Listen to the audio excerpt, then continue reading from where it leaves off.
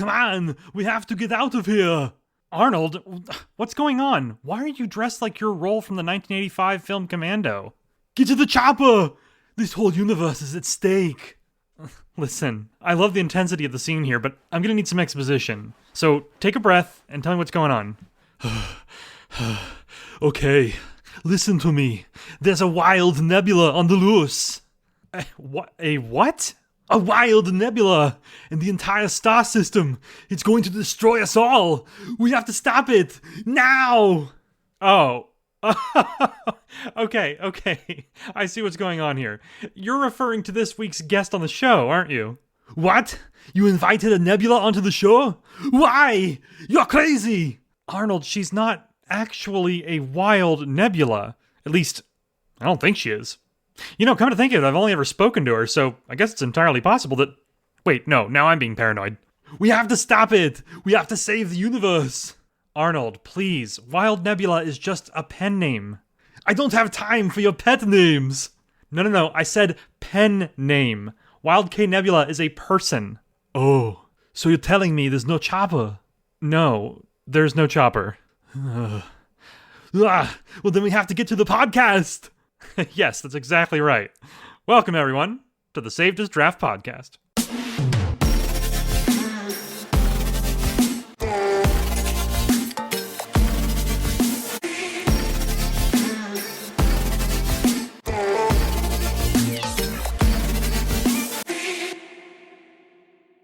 Hello, everyone, and welcome to the Saved as Draft podcast, the only show that's apparently big enough to contain entire space anomalies.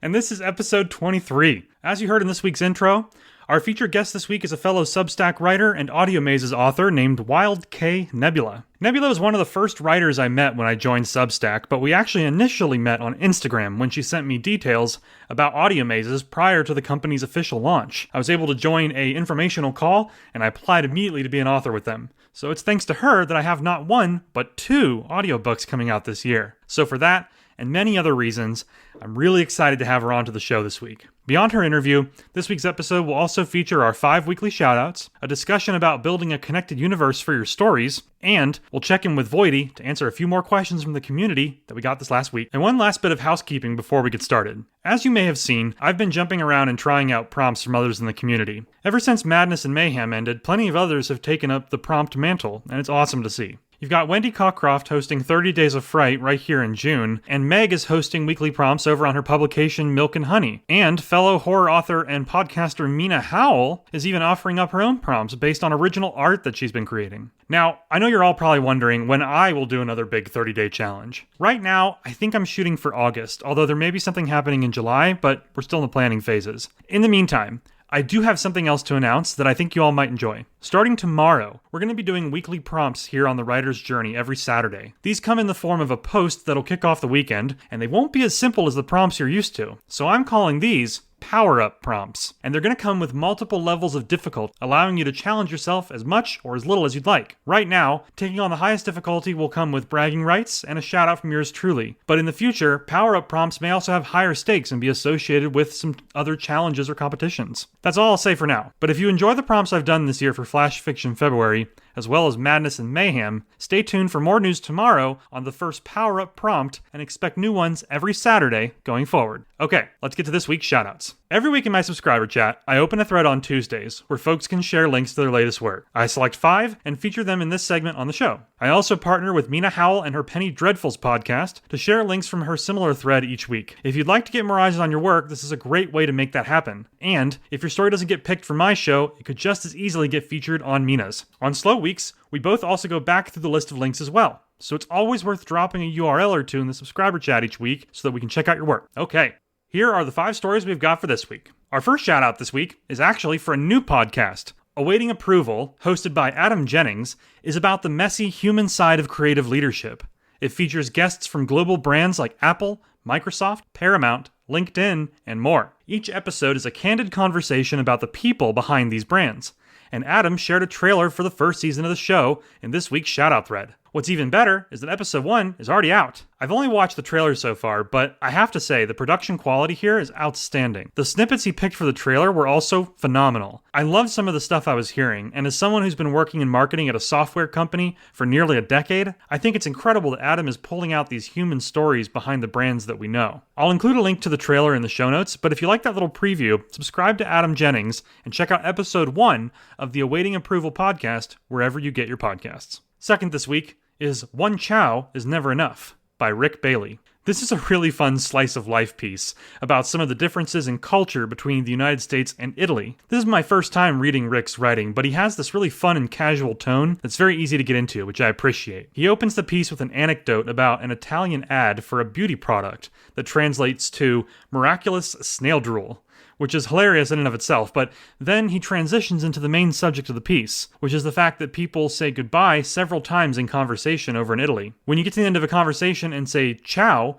they apparently say it 6 to 8 times. I had no idea, but as someone who really enjoys learning about other cultures, I thought this was a fascinating read. And of course it made me laugh, because I'm the kind of person who always struggles to end a conversation, and let's be honest, I struggle with ending stories too. So, in a lot of ways, I too say bye multiple times, but not quite like this. Here's an excerpt that I really enjoyed from Rick's piece. Now, about the ciao. Lately, I've been aware of the multiple ciao at the end of an Italian phone conversation. Tizzy's friend Adele calls. We talk a few minutes, make arrangements to get together, and then she closes the call saying ciao. Ciao, ciao, ciao. Ciao, ciao, ciao. Over and out, and then some. She's not the only one. A cousin's wife, she's a bunch of ciao too.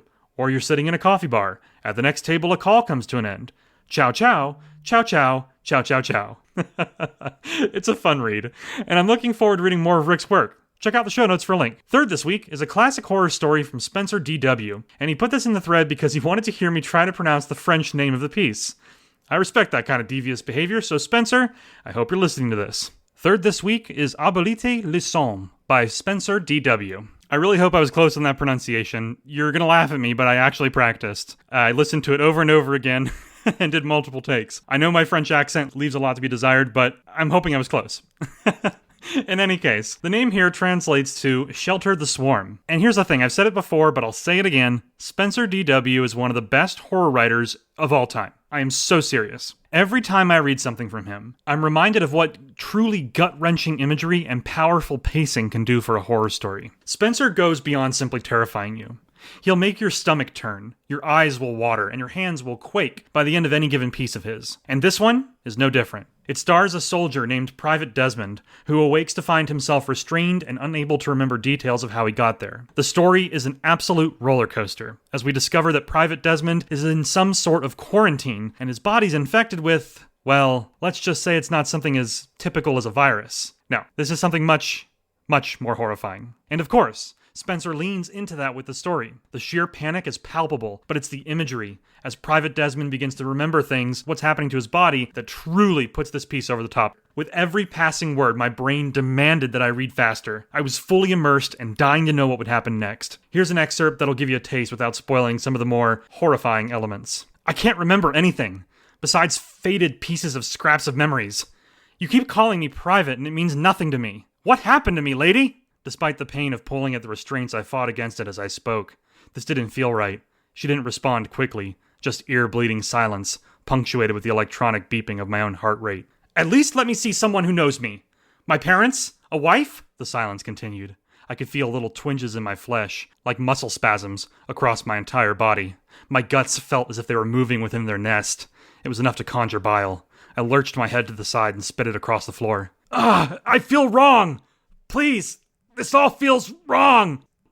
Sorry, I had to perform that one. So good! I will never skip the chance to talk about a Spencer D.W. horror story, so check the show notes for a link and find out why I love his work so much. Fourth this week is True Confession, I'm Afraid to Dream, by Kira Finley. This is a personal essay with some excellent voiceover if you prefer to listen to your stories, or in this case a personal essay. Kira's narration is full of personality and well-paced, so it makes for a really nice listen. The piece discusses an assignment from Kira's coach, where she told her to imagine 3 different dreamscapes for her life over the course of the next 5 years. One of which had to be a future where the money was not an issue. It seems simple enough, but Kira realized after struggling with it for a month that she's in fact afraid to dream. From here, the piece explores her past and her childhood, going into detail about why this might be the case. It's a personal journey that, like any good journey, contains universal themes that we can all relate to. I really loved the authentic and genuine voice that Kira uses throughout the piece, and it's organized incredibly well. You can tell she put a lot of thought and reflection into this personal essay, and it comes through beautifully on the page. Here's an excerpt that I really resonated with. Somewhere in my exploration this week, I realized I won't let myself be the star of my own life, because it feels safer to be the rescuer. This is the part of me that wants to hide behind being of service and a helper, rather than letting myself simply be known for my creativity and innovation. A subtle distinction, maybe, but it feels like an important one. Trauma implants shame, and shame makes you want to hide. Even with all my Leo energy, if you know, you know, I still find myself wanting to hide behind a multitude of other identities, rather than just being Kira the creator. I felt like Kira was speaking directly to me in that excerpt, especially the part about trauma implanting shame, and shame making you want to hide. This was a really amazing read, and an authentically human piece. Check the show notes for a link. Fifth this week is Fun Fantasy, a Battle Nations short story by Andrew Taylor. This is a short story that Andrew wrote for his brother, inspired by the Battle Nations X Team Fortress 2 collab, which are both popular video games. You of course don't need to know the games to enjoy this piece, but it's a fun little anthology starring different characters who are all stationed around an outpost. I loved how the piece leapt between these different locations and characters without ever slowing down at all. The dialogue is super sharp, and it gives you a great impression of each character's personality. Overall, it's a very clever and well-written piece that'll give you an excellent look at Andrew's writing style, and there's a few good laughs in there as well, to boot. Here's an excerpt I enjoyed. Returning triumphantly, Morgan's squad found the outpost suspiciously quiet. Perkins sprinted past, flames trailing off his uniform. "It's under control!" he shrieked. The pyro waved cheerfully. Morgan raised an eyebrow. "Define under control, Perkins." Perkins paused, gasping, smoldering, considering. Fewer rats, sir." Morgan sighed dramatically. "Great. And I suppose the smoke rising from the warehouse is not caused by rats." The distant, cheerful voice of Zoe rang out, and she zigzagged frantically around the buildings, carting off a giant piece of sandwich which billowed dark fumes. Dr. Floyd held a clipboard, studiously noting the exact speed at which the remainder of the sandwich melted through the warehouse door. Morgan closed his eyes wearily. "I hate you all." As someone who's played Team Fortress 2, I love how Andrew also captured the spirit of those characters in this piece. Check the show notes for a link. And that's it for this week. Keep an eye out for the next podcast shout-out thread in my subscriber chat this coming Tuesday for your chance to share your latest work. Next up, this week's writing discussion. So for this week's writing discussion, I want to talk about creating a connected universe for your stories. As I've been saying for almost the entire run of the show now, I'm launching a series in the near future, and I always say that, set in one of my connected universes called Devine. As someone who loves a big extended universe, I knew from an early age that it was something I wanted to do with my stories as well. This has led me to create not one, but two of them. The first, of course, is my sci-fi and fantasy realm, known as Devine, which has a bunch of standalone stories that connect into a broader narrative for those who take time to read all of them. My other universe is the Synaptic Sprawl, which is arguably more ambitious. That one is an entire horror multiverse, focused on eldritch horrors that are imprisoned outside the bounds of our reality. Both universes have a sort of big picture that I want to keep in mind when I'm writing stories set within them, but they're also designed to be places where I can tell as many stories as I'd like and they can stand on their own. And that's the beauty of a connected universe. It gives you freedom while also giving your readers the chance to piece together the larger narrative for themselves if they so choose. So in the spirit of that, here are 3 tips for building a connected universe based on what I've been doing for the last 10 years or so with mine. Number 1. Keep track of where and when everything fits. Your universe doesn't need to have a map, but that would be cool, wouldn't it? Instead, you should start by focusing on having an idea of where everything is generally and how or when it becomes important for the stories that you're planning to write. So for example, I have a mental map of the Synaptic Sprawl in my head. I also know how it's generally structured and what exists beyond it. I don't tell my readers all this right away, but it's important for me to know. Since it's a multiverse with countless parallel realities, I'm not really worried about timelines so much. I can jump around because there's so many different places to set stories. Devine, on the other hand,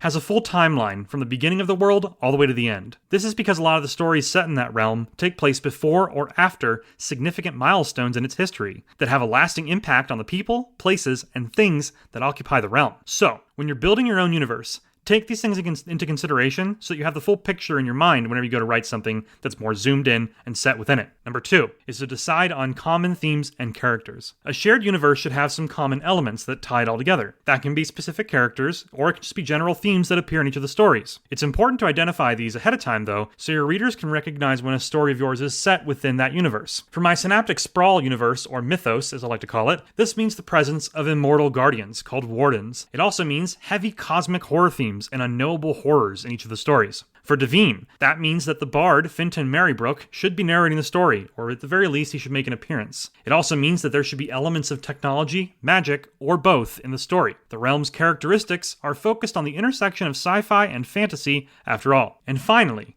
tip number 3 is to develop a meta-narrative for the broader universe. One of the biggest appeals of a shared universe is the idea that small stories and events snowball to have a larger impact. You want to have a meta-narrative that drives this forward. It can show up in your standalone stories, or you can have major stories set in the universe that drive it forward on their own. A perfect example are my Devine Prelude stories, which are all standalone pieces, but each one is introducing a main character who will appear in the series. We get to learn more about them and the world, but we'll see them again once the series gets started. Think of it like an Avengers-style structure, where each of those superhero films culminated in larger movies that drove the overarching narrative forward. This isn't the only way to do it either. My Synaptic Sprawl mythos has a more nebulous meta-narrative. In fact, one of the only times I've actually addressed it directly was in my recent horror series, Echoes from the Abyss, which had a final epilogue hinting at where the mythos would go next. And that's it for this week's discussion. Do you have a connected universe, or do you enjoy writing stories that are set in common worlds or a world? Let me know in the comments of the episode. I'd love to check it out.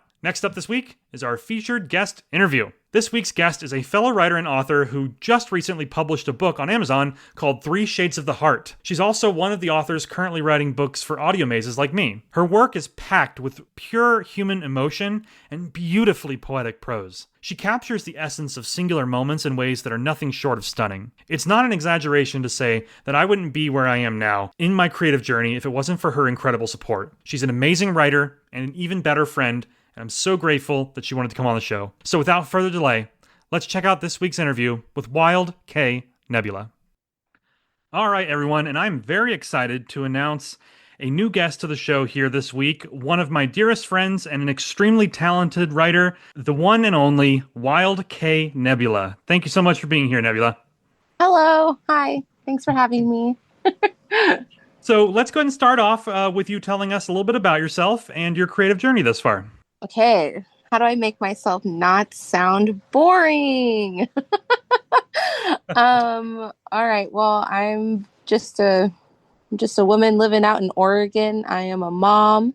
I'm an avid reader. I'm an avid writer. I love nature. I love all things. I don't know. That's just a smidge about myself. I love working with dogs. I do that on the weekends, but I mean, I've been writing for quite some time since I was a teenager, and this year in 2025, I actually published my first book and have 2 more books on the way to be published, which is very exciting. That's fantastic. Yeah. Do you have any details that you would like to share about the upcoming books, like maybe what genre they are or anything like that? So the 2 books that are coming out are audio books that are going to be published through Audio Mazes, which is a new up and coming immersive audiobook company. And the first one is Beverly. Her name is Beverly Birch's Galactic Greenhouse. And basically this one is probably a little bit, oh, I can't remember what it's called, but the plant that always says, "Feed me, Seymour." I don't know why I can't remember the name of the movie right now. So basically it's just this huge plant crash lands on Earth, and botanist professor Beverly, she nurtures it and it grows exponentially in size. And then her and her assistant get eaten by the plant and are transported into a completely different world. And from there, the life of Earth is now in these 2 women's hands and negotiating the safekeeping of their planet. So that's just a super brief rundown of Beverly's story. And then the next one that I have coming out is a romance spy novel. And romance is definitely my wheelhouse. That is a genre that I love. I do love cyberpunk and I do love sci-fi, but I am definitely, there always has to be some form of romance as the main plot of this story, of course. So for this spy romance novel, we are given the choice to take a kill or to give the kill to another person that is our rival. and we end up battling them, and a love blossoms between the two of them as chemistry starts to stir between one another. And what's really interesting about this book is you have the opportunity to read it and listen to it from either the male perspective or the female perspective. So this book is actually two books in one, which is very exciting. And depending on which one you choose, the story gets jumped ahead by about 10 years, and their new mark is the other person that they have to kill. And so there's just a lot of emotional turmoil that gets put through this, and the idea of like, why haven't I reached out to this person in so long? Am I going to be able to follow through on my mission and take them out?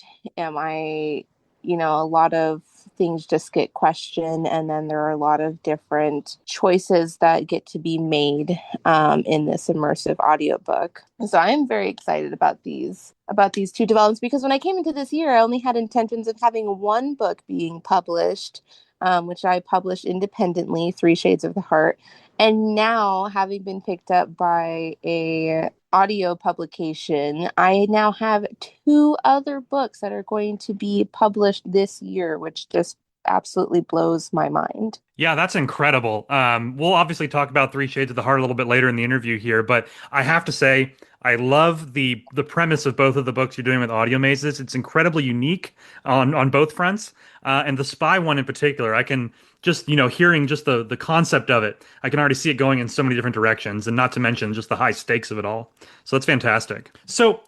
You have a really unique pen name, Wild K Nebula. I'm curious, what kind of inspired that name? Is there like a deeper kind of meaning or story behind it? I wouldn't necessarily say that there is a deep, profound meaning behind it. Just many years back, before I even decided I wanted to self-publish, I just had that was just my that was just my tag name for everything, was just Wild Nebula. And I don't know, it just came about of just this idea where I feel that I'm very free spirited. I'm pretty pretty wild at heart, and even though I'm terrified of space, there's so many beautiful things that happen over there out, and then Nebula's just stuck with me, and it was just something that I identified with. And the K is actually the initial of my real name. So that's where the pen name came in, of Wild K Nebula. And I actually had help coming up with that pen name on a road trip that I had with a very close friend of mine. So that was pretty awesome that he was able to help me with that, because he is very good at titles. He is very good at chapter names. He's just very good with names and such things. So not super exciting, and it definitely had some collaborative help. Yeah, no, I mean, I still think that's really cool. Yeah, I mean, I have, some of those old kind of, screen names that have stuck with me over the years, where it's just like, it was just one of those things that kind of, it over time it becomes more kind of personally, impactful to you. And I love how you kind of snuck in that little Easter egg of using the K, to kind of reference your real name. That's fantastic. So at the beginning of the interview here, you mentioned that you've been writing since you were a teenager. So my next question for you is, when did you first realize that you wanted to be a writer? And do you by chance recall the first story you ever wrote? So, yes, I do remember the first story that I ever wrote. And I actually have a good portion of it typed up in my Google Docs. But really, I didn't know. I used to hate reading, and like I hated it because I have dyslexia. So words just flip around on pages for me, and it just made it really difficult to focus. So I have to work a lot harder to just be able to read and to be able to write. But I remember I was reading Stephanie Meyer's Twilight Saga, and I've been such a big fan of her work, and reading her work through that, it clicked with me and it made sense. Not necessarily the trope that was in it of, this like eternal love and a vampire, like a super old vampire falling in love with a teenage girl, not that wasn't necessarily the trope, but it was just specifically like how she described things, how she described Bella's thoughts, and it gave me permission to start writing because I was like, oh my goodness, this is how I've always wanted to write. I just didn't realize that this is how I wanted to articulate myself. And so I just started writing in notebooks, and I have 7 notebooks safely stored in a container in my mom's shed for safekeeping of those specific stories. And it was called The Prophecy of Rose. And that one was just a really impactful story for me because it was the first time I gave myself permission to escape my reality and to embody characters that were strong and could overcome and, experience different types of abuse and those things and just rise out on top. So it wasn't like when I first realized I wanted to be a writer, I would say that happened 2 years ago when I knew that I wanted to be a published writer. But when I was a teenager and when I read that book and I finally really, really started enjoying reading, that's when I knew this is the type of creative avenue that is meant for me, is to put words on a page. Right. Okay. Yeah, that's really interesting. So you mentioned that it was like about 2 years ago that you decided you wanted to be a published writer. What was kind of the inciting incident for that, where you kind of made that realization? Well, it was really strange. I, like most of my thoughts, they come late at night, in the middle of the night. And what had happened, I was laying in bed, and just out of nowhere, this character comes into my head, Kimiko Ishioka. And I was like, who are you? I was like, what is happening? Who are you? And then another character came into my head, Jacoby. And then another character came into my head, Mason. But it was specifically Kimmy. And I was like, okay, who is Kimmy? And there was just, I can't really describe it very well, but there was just this profound feeling and I just woke up and I had to jump out of bed and run across the room to grab my phone and start writing down everything that was going on in my mind for this character. And whenever I have characters come into my head, it becomes like I'm a detective and I need to pull out their story. And so as I'm doing that and I'm trying to figure out what is going on, it became, next thing you know, I'm outlining the story. Next thing you know, I'm writing throughout the chapter. Next thing you know, I'm editing the chapters. Next thing you know, there's a whole book written. And it was like probably about halfway through writing the book where I was like, this is the first story that I'm going to share with the world. And I don't know, it was just really strange just having gotten the ability to get to know my characters so well that it was like, no, you guys are the debut. You guys are going to be the debut for who I am as a writer and my soul, the piece of me that I'm letting out into the world. And so it was really strange because for me it felt like a very profound moment. And I just want to preface that's not how it's going to be for everybody, nor is that how it's going to be for every story. I didn't have that with Beverly. I didn't have that with my spy romance novel, but that profound moment of, oh my goodness, yes, you're going to be published and all these kinds of things. But with Kimmy's story, I don't know. I just had this huge sense of conviction where I wanted to get this done and I wanted to prove to myself that I could write a book to completion and then have intentions of sharing it with the world, but then not just having intentions, actually putting in obtainable goals and setting, and putting in action to achieve those goals and to actually make it happen. And, during that whole process, I definitely, it raised up my self-esteem and it helped me, I feel, get closer to have a better understanding of my self-worth, and knowing that I can do things and I can follow through in my word and get stuff done. Yeah, no, absolutely. That's incredible. I can think of Probably it's very rare for me as well, but a couple of times I think I've felt kind of that sudden burst of inspiration like what you described, and it's such an incredible moment. And I love that you just kind of use that momentum to just dive right into the project. I mean, that's amazing. And if I'm not mistaken, this Kimmy and these characters, these are the characters that form the cast of your book Three Shades of the Heart. Is that right? Yes. So while we're on the topic of that, then let's talk a little bit about that book. I know you independently published it earlier this year. Do you want to tell the audience a little bit about kind of how obviously it sounds like that's what inspired the book, but maybe just tell us a little bit about the book, some of the themes and sort of kind of key topics that show up in the story. Yeah, so some things that are covered, and the biggest one is going to be grief. And the whole perspective of this book is in Kimmy's perspective. And at the very beginning, we are thrown into Kimmy getting picked up after school and her dad just dropping this huge bomb on her that he is sending her away to Arizona to go live with her estranged grandma. And this is all happening about a month after her mom passes away. And so, really, a lot of this is Kimmy's story of how she comes to find herself and stand up for herself in a different way. And it is a romance. So, main tropes in here there is going to be an age gap trope. There is going to be an enemies to lovers trope. There is kind of this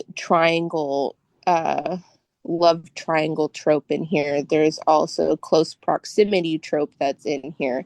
So just a lot of different romance tropes are weaved into this novel, but really the heart behind it of Three Shades of the Heart is hope, love, and despair, and how to work through that. And so there are bits and pieces of poetry that are scattered throughout the book that kind of cover that topic and how everybody goes through things differently. And I guess that is a huge thing that I would say is because Kimmy, she is first generation Japanese American, that I do incorporate in different bullying aspects. So she's a high schooler getting transferred over into a new school, and so she does end up getting just an awful bully, and we end up seeing more into her. And the way that I made this character, I just really made it so you just can't help but hate her.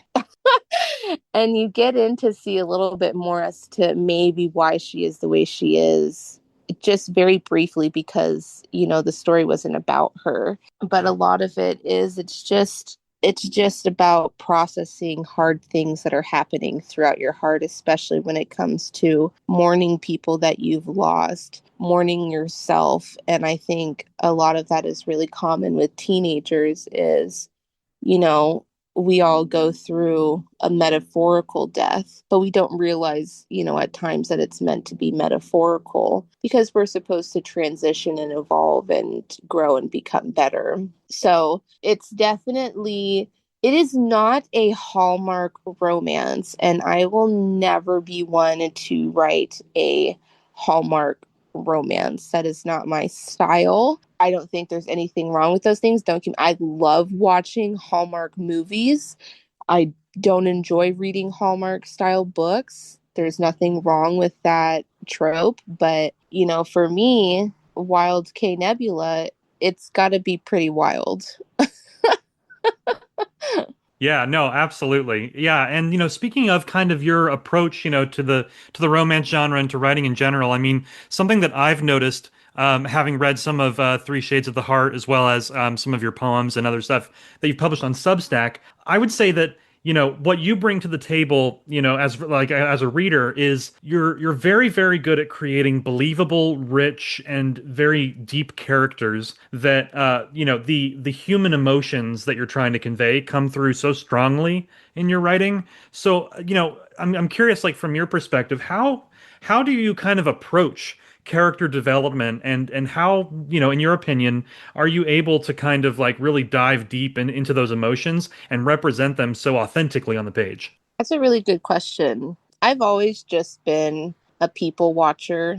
I'm a highly empathetic person, and so I just love being able to be there for people. And when I'm writing things, I'm in terms of the feelings, I am always writing a feeling that I have personally felt and experienced and sat in myself, whether for a brief period of time or it's a feeling that comes back on a regular basis. The only thing that makes it different is the experiences that the characters have gone through that have caused them to feel those things. That's what's always different. Is I don't typically write about things that I have personally gone through and have my characters go through those things, but I always have them feel what I have felt before. And because I feel that for me, that is just a very therapeutic ability to be able to write that out, those emotions and how it feels, physically, mentally, emotionally, spiritually. And but I'm not to the point where I want to write about things that I've gone through and try and like transcend through that, because at the same point I do feel that I've healed from a lot of things, but I can't change the past. And I feel that that's what I would be trying to do, is saying like, oh, it didn't happen, well, no, it did happen, but we're growing from it in a different way. And so to actually get back to your question of how do I get into these image of characters? It's just about asking questions. What do you do when you start dating somebody? You're asking questions. And then I really just go based off of, does that feel right? How I answered it for them. And then sometimes it'll be yes, and then sometimes it'll be no. And then if it's no, then I'll try and go through it again, or I'll skip that question and I'll go on to another question. And utilizing Pinterest is a really great way to just like help you find different questions that you would ask somebody when you are in the process of getting to know them. And then also, just the very basics of building their profile of like physical appearances and behaviors and driving emotions, and doing research on the psychology of what is a common response for people who go through this type of trauma, or what's a common for somebody who has more of a meek personality, how do they respond to trauma in these types of situations, and then experiencing things like X, Y, and Z. And Three Shades of the Heart went through seven revisions. It went through seven editing periods, and the book took me a total of 2 years to discover the character and then write it out. And it took me probably a year to actually write the book to completion, because halfway through the book, I had to change it and pivot on the plot entirely, because it didn't feel right how I was portraying some of the characters. And I just had that weird feeling of, this isn't your story and this isn't right. And, and I think for people who are, writers are, who do outline and they are very good at plotting and stuff, that they might have more of an analytical thinking and they need to have these things mapped out. And so I don't know necessarily how much emotions get put into of like, oh, this doesn't feel right, or this isn't good, in the sense of like how intensely they might feel that. It might be like, no, I'm going to stick with this and see how I like it, and then I can change it from there. But there were just so many moments as I was writing into certain chapters where I was like, absolutely not. This isn't right. This isn't her story. And the only way I can describe it is, it just, when certain characters get into my head, it's like I've been tasked with the responsibility to properly represent this character. That makes a lot of sense, and I think you bring up a really good point too. In the last part of your answer there, where you were talking about kind of trusting your instinct and allowing sort of those feelings of maybe this isn't quite right. Like kind of keeping an open mind and listening to the characters and listening to the story itself as it evolves. I think that's really good advice. And as you said, sometimes when people are, if they're like kind of always plotting, and they don't leave a whole lot of room for pantsing. They kind of, box themselves in a little bit. So I think it is important, to kind of always keep an ear out, as it were, to and Mhm. listen to what the story's telling you. So I think that's really great advice. So, question for you on Three Shades of the Heart: is that a standalone story in your mind, or do you anticipate doing like any kind of continuation or sequel in the future? I'm curious. So the intentions of Three Shades of the Heart is it is going to be just a standalone novel. However, Kimmy does have a book of poems that she specifically writes through, and as does her mother.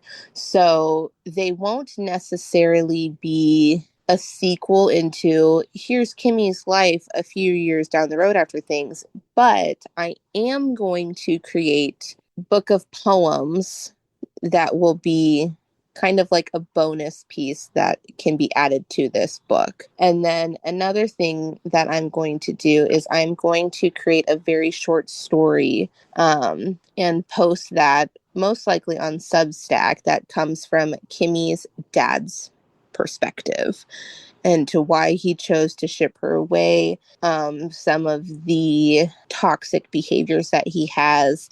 We come to find out that he starts dealing with a very severe addiction, and then just diving more into that. So yes, it is a standalone in the degree of I'm not going to write any further into Kimmy's perspective or Kimmy's story, or not necessarily even Mason's perspective or Jacoby's perspective. But however, there will be these bonus books of a book of poetry as well as a very, very, very short story from Kimmy's dad's perspective. That's fantastic. I'm such a huge fan of that kind of, almost like it's like a miniature sort of connected universe where people can just check out the poems if they want, but if they've read Three Shades of the Heart or they plan to, they get that connection and then the short story as well. I think that's fantastic and a great way to expand on the concept without necessarily jumping into a sequel. That's amazing. Mhm. So, speaking of Substack and that short story that you mentioned, something I like to ask all the guests who come onto the show who are fellow authors on Substack is what initially drew you to that platform and how did you first discover it? You. The answer is you. So I literally had no idea what Substack was. I had no understanding of it until we had actually connected and started interacting with each other on Instagram. And then you were the one who just explained it to me, and then you actually helped me set up my entire Substack and understand. I remember sending you pictures and being like, what does this mean? What is this? Like it's just like a fish out of water. I had no idea what I was doing. And you were a huge help to me. So yeah, I all of that gets to go to you. Yeah, it's all coming back to me now. Yeah, because I remember us meeting on Instagram, and these days your Substack is it's wonderfully organized, it's beautifully set up and designed. I had honestly partially forgotten that you even needed help because it looks so good these days. um, but no, I appreciate that, and so. Do you see Substack as kind of like, like for me, for example, Substack is really kind of my headquarters, right, for my work. Do you see that potential for your Substack as well, or like what's kind of your, longer term goals with the platform? I definitely I feel most confident sharing my work on Substack.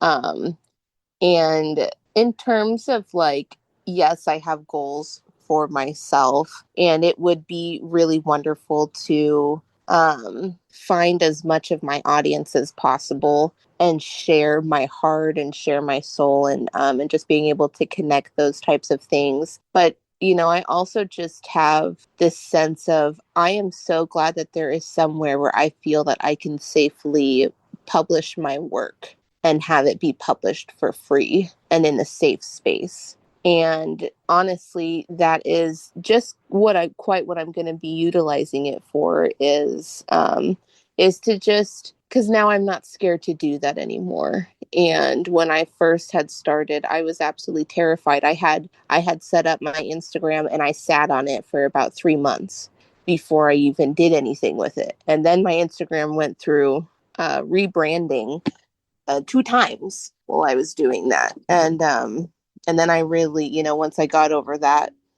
hurdle of that fear, then it became okay, now I'm on Threads. And then it became okay, now I'm actually reaching out to other authors and I'm trying to build my community of authors. And then it became okay, now I'm trying to build my community of readers. And then, through that we ended up interacting with each other. And then it became okay, my readers are on Substack and maybe not even necessarily my readers. And I am so very grateful for the audience that I do have, and the people who show me support and are just so very kind to me, and just enjoy my work and enjoy my reading and enjoy reading my work. And I want to be able to continue to just get over myself so I can share what I have to write on that platform. But in terms of it like exploding or going viral or anything like that, um that's not necessarily a goal that I have. But obviously it would be a very welcomed blessing if that were to happen, because it's just that it creates a different level of validation that, your work is reaching people. Yeah, absolutely. And honestly, as someone who has read a lot of your work, I think it's, it will go viral eventually. It's just a matter of time because you really do put kind of, as I mentioned earlier, your characters and the emotions that you convey are just next level. And yeah, it's just a matter of time. That's my opinion. Um, but yeah, so as we talked about earlier in the interview here, you and I met on Instagram, and one of the first times that I believe you reached out to me was to tell me about audio mazes. Um, Mhm. and so my question there is, how did you yourself discover audio mazes, and uh, how's your experience been thus far from your perspective as an author, since you're now writing a couple of books for them? Yeah, so how I got introduced to audio mazes, Colton Iverson, he has a YouTube channel called Narrative Inc., and he utilizes that channel to um, give author interviews. And he had seen my profile on Instagram, and he ended up just reaching out to me, because at that time I had a lot of, it had a different look to it, and it had a lot of just snippets and book blurbs of my stuff. And because I was advertising for Three Shades of the Heart before it was being public, before I was getting it out into the world and like in fully. And so then he reached out to me on Instagram, and I said absolutely, I'm more than willing to do an interview with you. And from there we ended up doing a phone interview with each other, and for him to use on his YouTube, and we just clicked right away from that. And then shortly after, he introduced me into a writers group. Then we meet up every Tuesday, and then shortly after that, he started having me beta read um, some of the some of the work that was going to be coming out on audio mazes, and I had yet to know what audio mazes was. And then he sent me this meeting orientation for audio mazes, and I was like, oh my goodness, what is this? Okay. And then so I remember I and then from that he was like, hey, go ahead and share this with people that you think would be a good fit. And immediately you were the first person to pop into my head because of your branched narrative story that you had posted. I think you originally posted it on Vocal. I can't remember, and then you posted it elsewhere. But I just remember that, and I was just like, oh my goodness, you yes. And then I remember I sent it to you, and you were pumped up, and then you were there, and then we were both on that meeting. And then from there, I ended up applying for audio mazes. I heard back from them, I want to say like between 2 and 3 weeks. And I submitted some of my work, and they accepted me as an author. And then shortly after, I started pitching for a couple of themes that they had for the months, and I ended up getting a slot for both May and June. And then now I'm in the process of having the very first book that I wrote for them go into production, and I just finished the first draft of the spy romance novel, which is going to be published here in the next couple of months. So it's very exciting. Yeah, that's absolutely amazing. I still marvel at just kind of the sheer, coincidence or providence, whatever you want to call it, of it all, because, you were correct that I published that branching story on Vocal first. That was when I was kind of transitioning over to Substack, I think towards the beginning of this year. But yeah, it's just so interesting because I had never written a story like that before, and I had suddenly just kind of gotten inspired one day to try my hand at it. I was always worried that it wouldn't work like in an analog format. I felt like it needed like programming or some sort of interactivity, but based on the feedback, it seemed like it worked. And I've tried the format a few times since then, but it was just so funny to publish that story and then hear from you, shortly thereafter about an opportunity involving stories like that. And, I myself, growing up, I used to read the Goosebumps books that had the Yeah. branching narratives. So I'm curious, were you a fan of those kind of books at all as well? Or kind of what kind of interests you about the branching narrative concept? So, I'll be quite honest with you. I never actually read books like that or had written books like that. So this was actually my first go around rodeo, but it was just that feeling of intuition again of I can't pass up this opportunity even if I have no idea what I'm doing. I'm gonna figure it out and I want to write. And but when it comes to like playing games, I've always loved games that do that where your choices affect the story at the end of it, like where you have so many different stories. So I might not have necessarily read books, but I've watched people play video games that do that, and I've played games that do that. And I've just always found that so fascinating, even though it's difficult for my brain to think about all of those choices at times. So I came to this opportunity open minded with having no prior experience whatsoever. That's amazing. And honestly, you bring up a really good point about gaming as an inspiration and kind of source of, experiences like that with the branching narratives. I myself, have been a gamer my entire life. So 100%, I agree with you that those kind of games where you can see the results of your actions and choices are among my favorites, which is why it's so cool that you and I are now writing books that do that. It's just amazing. Yeah. Um, so, kind of, looking back so far on 2025, I mean, you've made a ton of progress in your creative journey from my perspective. I mean, I've seen you obviously set up your Substack. You published Three Shades of the Heart. You've got these Audio Mazes books coming out. So, my question for you is, how are you feeling right now, halfway through 2025? How are you feeling about all the progress you've made? And maybe if you would like to share any goals with us that you have for the rest of the year. I feel it feels really surreal. And it just leads me back to think about the compound effect, and which is, little choices add up over time. And because it first started as just like, I'm just gonna write a little bit every day of Three Shades of the Heart. And then it became, okay, now this book is written. Now I'm going to open it up every day and edit just a little bit, even if I'm just changing where a comma is or adding a comma or removing a word or killing my darlings or what have you. And then it became, okay, now I'm going to have a social media account. And then it became, now I'm going to actually talk to people because I'm very naturally introverted and I love talking to people. I love socializing, I love interacting, but holy cow, is it exhausting for me.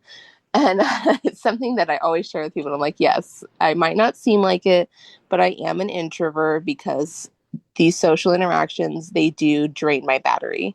And I'm like spending a lot of energy doing these things, but I love it. And I love building my capacity and growing and getting better in that area. So I can be there for people, um, and inspire people and help people grow and help motivate them and, just be there for people going through hardships. Anyways, so it feels surreal, when I hear somebody, hearing you list off those things. And then I go, man, I wouldn't think that I'd be here 2 years ago. That of how drastically my life is different. Hmm. in so many regards. But just in terms of like, I am starting a career with writing, and I want to do it in a way that will allow me to elevate in other areas of my life as well. So my goals for these next 6 months, just on a creative level, on a career level, is I have a book series that I am in the works of, separate from Audio Mazes, and it is called Beta Gamer 3. I'm not going to dive in too much about it, but it is a cyberpunk. It is, of course, romance. And our main character, her name is Cecilia. And I can't dive in too much about the details about it, because if I do, I will spoil everything. And I love spoiling things. I love having things be spoiled for me. And I am biting my tongue so hard right now. But it is a cyberpunk thriller romance. And there are a lot of really interesting elements that come into play with it, in terms of the world building, the plot that's going to get unfolded, the politics that are in here, the question of what makes a good person and what qualifies as a soul. A lot of things get covered in terms of AI and robots, and just those kind of aspects of things. So I'm going to zip that up, because that's all I have left to say about that. But that is that first book. I do have goals of that coming out. I am hoping by 2027 that first book for that series will be alive and out for the public to consume. Okay. Wow. That was an incredible overview. A lot of really interesting themes that you're doing there. And I love cyberpunk. So, yeah, you're speaking my language. That sounds absolutely amazing. Okay. Well, we're up to my last question here. This question is just kind of another opportunity to sort of reflect and, share any final thoughts of yours because, you know, uh, I honestly, as someone who's also very introverted, I have been online obviously most of my life, and it's specifically in the last 5 years I've been trying to put my writing out there, and it wasn't really until beginning of this year with Substack, and obviously when you and I met, and the opportunity that you kind of provided to me through with Audio Mazes, I really feel like you helped pull me out of my shell and kind of reinvigorate my excitement and interest, not only in writing but in like building community. It's always something that I've wanted to do, but it felt like I was always hitting dead ends until you and I met. And I really, just have to, thank you, number one, for really all that you've done and all that you continue to do to just keep me energized and inspired. And seeing everything that you're doing, and experiencing your work, it's incredible. And I have to say thank you for all that. But my question is, there are so many writers every single day that are trying to kind of just, put their foot down and get their foot in the door or publish that first post. And as someone who's made so much progress, especially in the last 6 months, what kind of tips or advice would you give to writers who are right at that starting point where they don't know, or maybe that doubt is creeping in, right? What kind of advice would you give to them to kind of get started on their journey? I think one of the biggest things is you have to get out of your own way.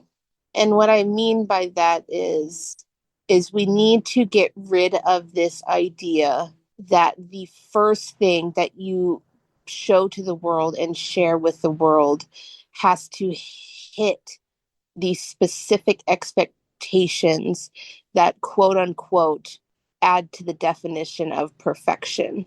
And something that is important and what will want people to learn more about you is you being authentically you and not masking those things. And you know what that means is you can't be perfect, and you can't put yourself on such a high pedestal that it allows it so that way it makes it where people can't reach you, and that you can't even reach yourself.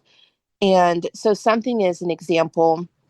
I used to strictly write with pencil, and to the point where if what I had written didn't look the way, if my handwriting didn't look the way that I thought that my penmanship was supposed to look, I would erase it and I would do it all over again.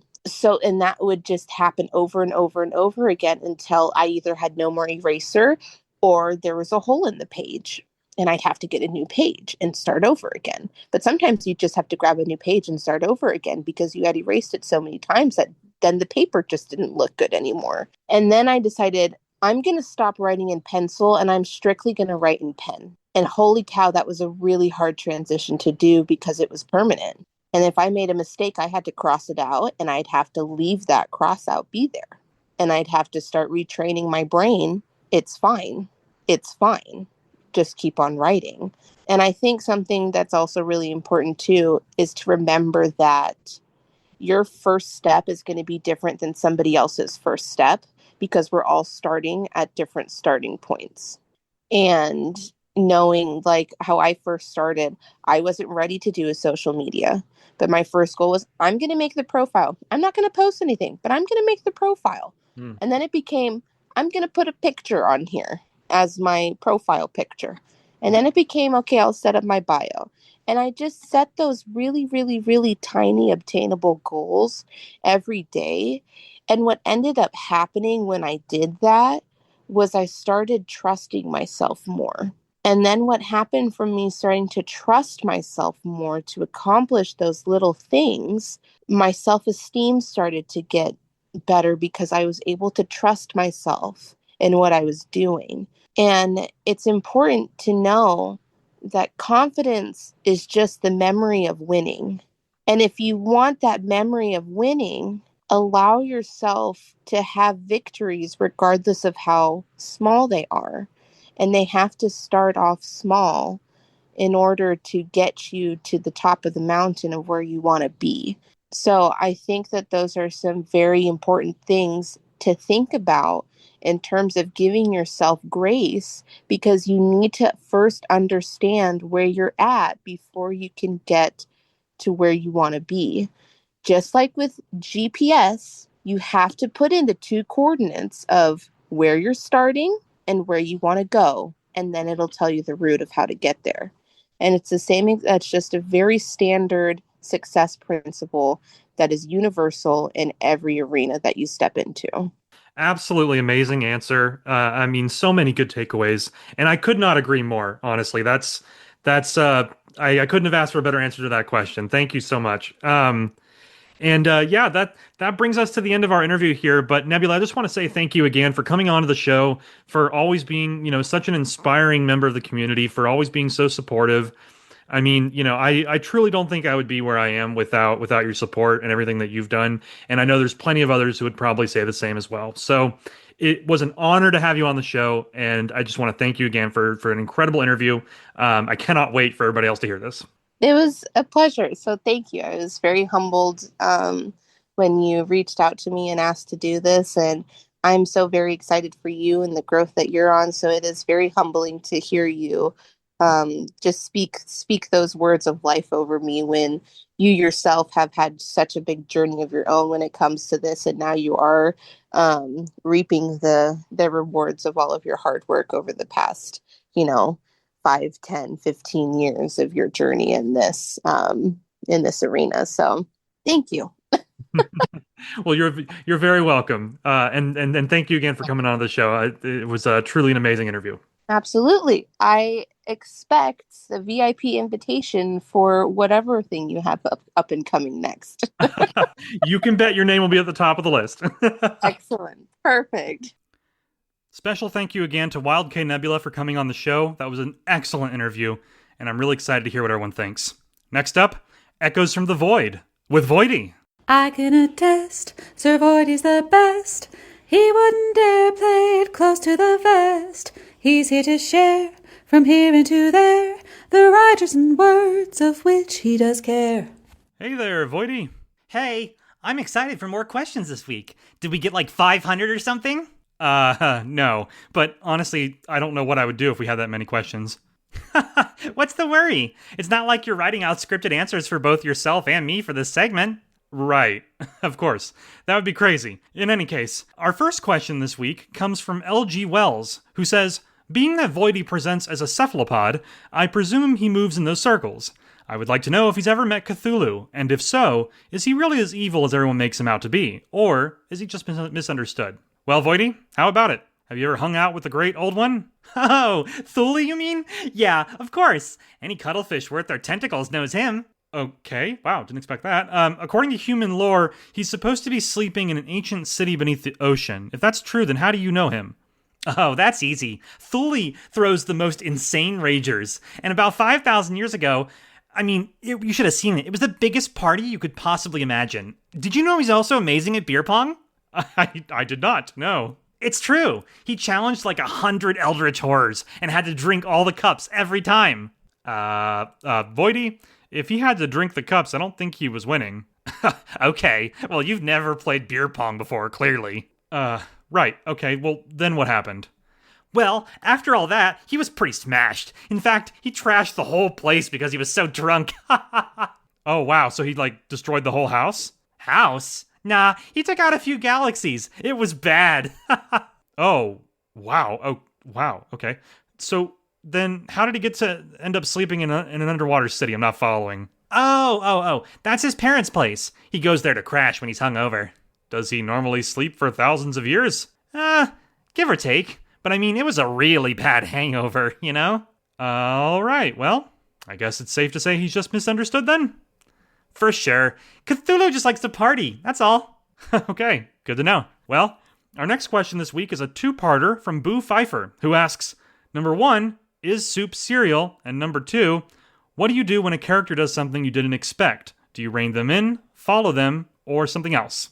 Let's start with the first part. In my opinion, cereal is not soup, because soup has to be hot, and cereal is cold. Okay, then how do you explain oatmeal? Ah, damn it, Voidy, I didn't think of that. Anything submerged in liquid is a soup, regardless of temperature. Soup is just food suspended in liquid. Have you ever had ink soup? No, I haven't. Oh, you're missing out. I'm gonna have to make you some. Why don't we move on to the next part of Boo's question? As someone who leans towards being a pantser, having my characters speak to me or go off script is actually something I actively encourage and look for.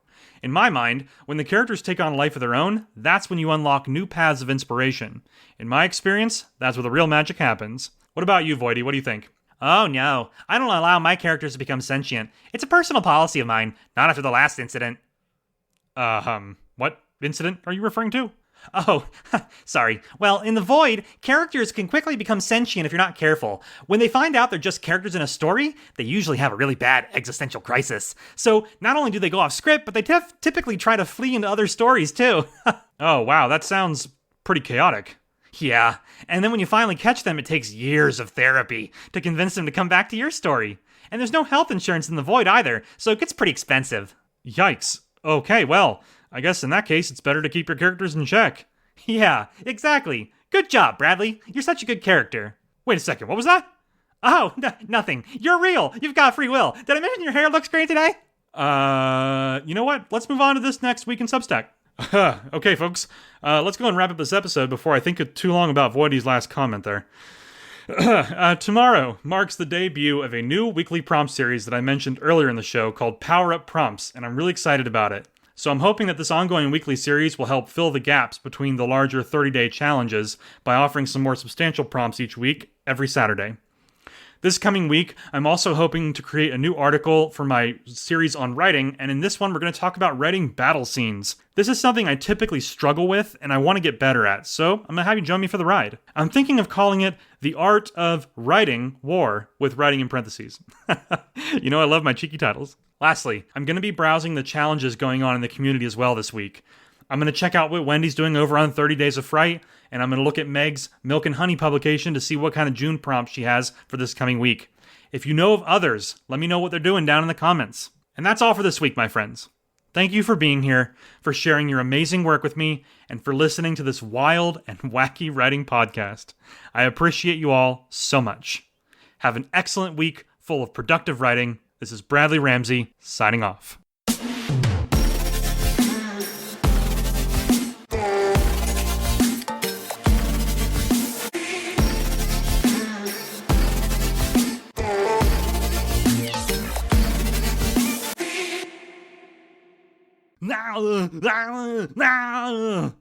Whoa, Arnold, what's wrong? Why are you dressed up as Commando again? What do you mean Pluto isn't a planet? Oh, wow, okay. Just sit down, we can talk this out. No! The time for talking is over. We have to get revenge for Pluto! Now! Call the Wild Nebula! We ride into battle! You know what? Okay, fine. I'll see if she's free.